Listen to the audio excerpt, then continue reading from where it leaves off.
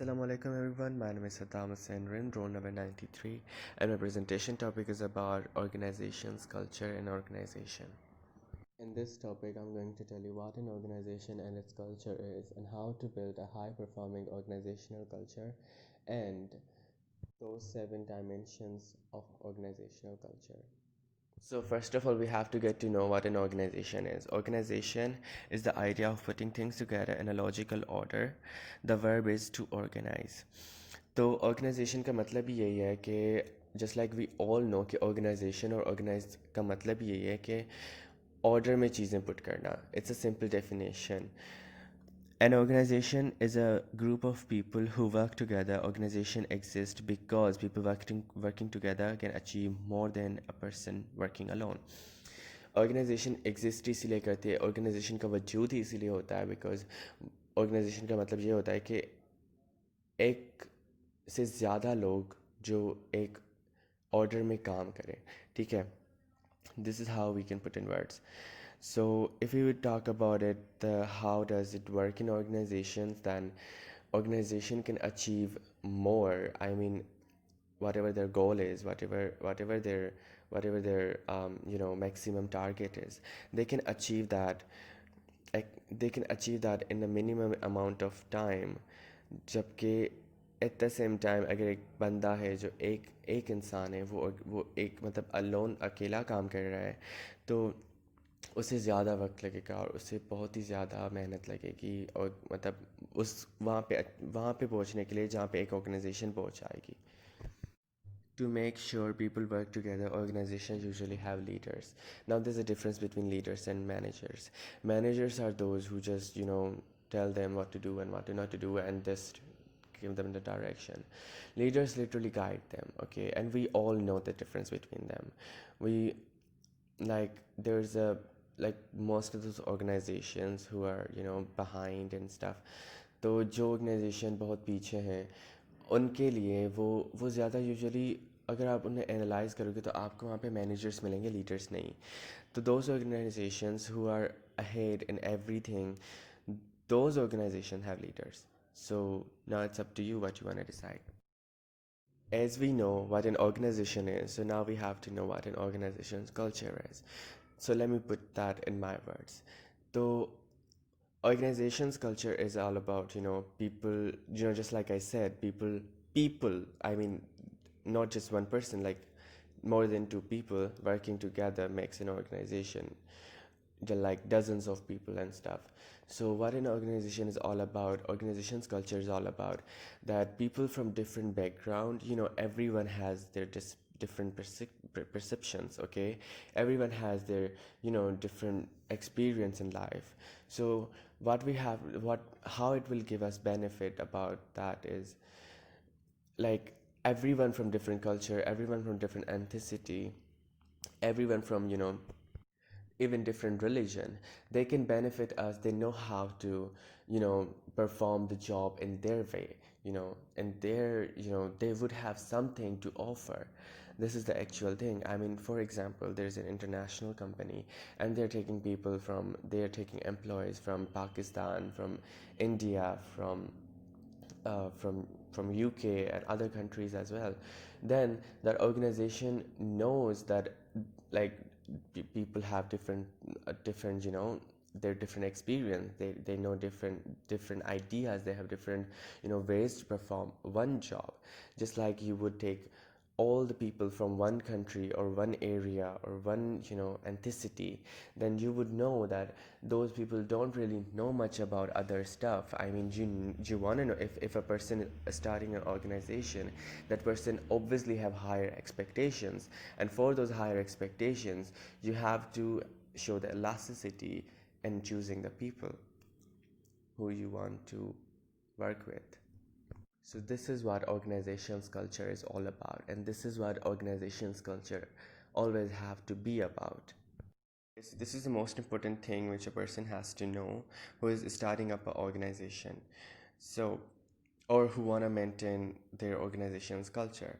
How to build a high performing organizational culture. So first one is clarify values and communicate with them every day.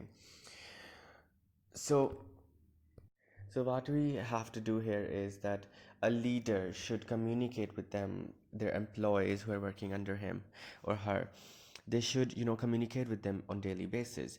This is how they're gonna this is how they're gonna, present their organization or company, because this is the actual thing. I mean, if you're gonna rudely behave with them and stuff, then they won't give your, like, you know maximum outcome from the things, and won't work with the full heart.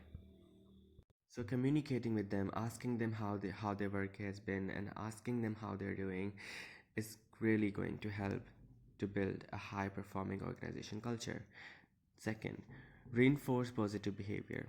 Pushing those negative thoughts and negative people out of their mind will add value to your company. Develop a positive can-do attitude in your team. Okay. So what we have to do here is that, people who say things like, the negative things towards the organization, or which is harmful for our company, we should not encourage those people. We should encourage people only who are, well thinker, and who have a healthy mindset. That's the actual case about this reinforced positive behavior. And this is how we're gonna get the positive response. If you have, positive people around you, that's the actual case. I mean, if you have positive people around you, then you're gonna get positive reviews, positive outcome, and everything around you would be positive. If you have people around you positive, I mean, even you will have your mindset on peace. Encourage open communication. So I'm gonna put that in my words too. Just like I said, there's a difference between manager and leaders. So what managers do is they don't listen to people. They just respond to things, and they're like, okay, you have to do that and you have to do that, and I don't want to listen anything, and you just have to give me this maximum outcome. Okay, they don't have that much time to recognize everything and recognizing people and respect. They don't even respect their employees. The thing is, what leaders do is completely opposite to that. They respect them, they listen to them, they respond to them, even they recognize them. If someone in the market, there's an example, if someone in the market who's working under you is saying hi to you and you don't even know that person, then you have to choose yourself that you are a manager that time. You're not a leader, because a leader always recognize everyone working under him. Like, okay, it's very impossible to recognize everyone, but most of the people he would recognize, because this is the thing about it. If you would encourage open communication, then people gonna come to you and talk to you about things which you don't have knowledge of. You have to have knowledge of things whatever is going around your organization, and it is only can happen when you encourage open communication.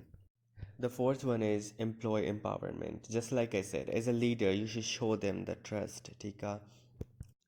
Provide the required training, communicate the vision clearly, don't avoid small talk, allow freedom within the limit. So you have to do everything, but you still have to set some boundaries. You have to set some limits, because there are so many people who, take disadvantage of these things. So as a leader, you have to be flexible, but at the same time, you have to be flexible in your limits.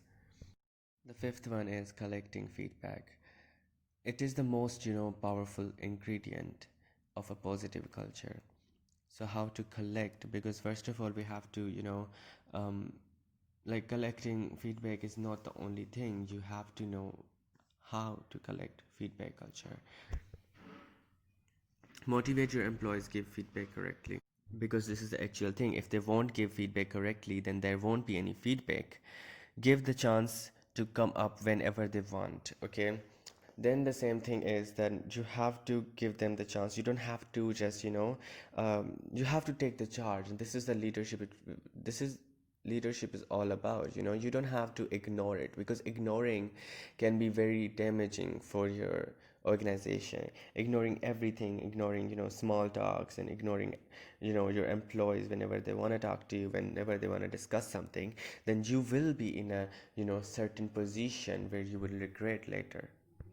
So you have to encourage them to give the feedback correctly, so the organization can achieve more and more. Okay, so sixth one is Focus on what's important. The culture is not created by its own. You have to work there. You have to give your effort to it. There should be a room for growth. There should be, you know, there should be. You should appreciate their job which they're doing. There should be. There should. This is the actual main case. There should be no favoritism, because if you're going to hire people, if you're going to hire people just because you know them, just because they're your friends or cousins or relatives, then that's the actual case. You're going to destroy your own organization.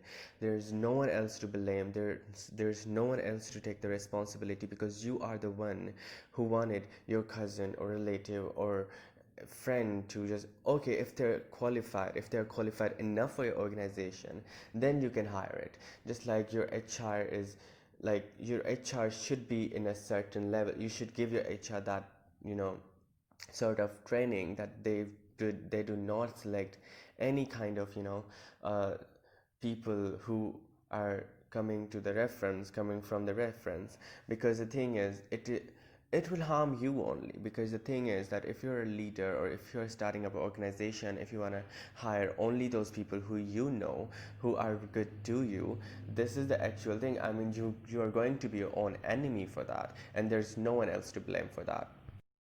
Now I'm gonna discuss those 7 dimensions which I mentioned in my content. Okay, innovation and risk taking. You should encourage your employee to, have, because the innovation would come only if you're taking the risk. But at certain amount of time, if you're a startup organization, then you don't have to take those many risks, because it might gonna harm your organization. But if you're on a certain level or a certain position, then you have to take them the charge. You have to give them the charge to, make the make the new innovation, and take risk. And it is only going to happen if you encourage them to take risks. Attention to detail. If you are not going to give any attention to any detail, I mean, you have to, if you're a leader, it's your duty to, look after everything, look after every tiny detail, because sometimes a small tiny detail can ruin the whole, process and stuff. It can ruin the whole culture. Outcome orientation. Now you have to focus on outcome as well. You don't have to focus techniques and, processes used to achieve, because this is the actual thing. If you're starting a business, you're starting that business just to earn it. You have to earn it. You have to, focus on outcome as well. And for that, if you have to be strict a little, then you have to. People's orientation is all about how orientated, how cooperative people are with each other. Just like a leader should be cooperative with them, like that, employees have to be cooperative with themselves as well, with each other. For example, if they're coming in the hall, or if they're coming in, in the office, they are good to each other. They're happy to see each other. They're saying that, oh, it's so fun to working here and stuff, because people are nice, because people do affect other people. Team orientation is all about esprit de corps, which we studied in first chapter about, the management rules and stuff, that 14 rules. So it's about, you have to encourage them, and you have to encourage every individual to work as a team, because this is the actual thing. I mean, if you're working in an organization, you have to know how to work in team. And as a leader, as a manager, or as a leader, they have to, start start having groups. Start making groups with people, group A, group B, and then there would be competition, and competition will give maximum amount of outcome. Aggressiveness or competitive orientation or aggressiveness is all about how competitive your employees are, and how they are behaving, and how their work is affecting while the other company's success. This is the actual thing. I mean, if you're coming in a market, if you're new in a market, then then competition is the main thing. And if your employees are not competitive enough, then you have to change those employees. You have to give them certain kind of trainings, because if you have easygoing employees, then your company would be in complete loss and stuff. Stability is all about how you have maintained your image in all these years, and how you are satisfying your customers by giving different products, or satisfying your employees with giving them certain amount of benefits which they actually deserve. Thank you so much everyone for listening. It was Saddam Hussein, roll number 93 from BBA 20 section B.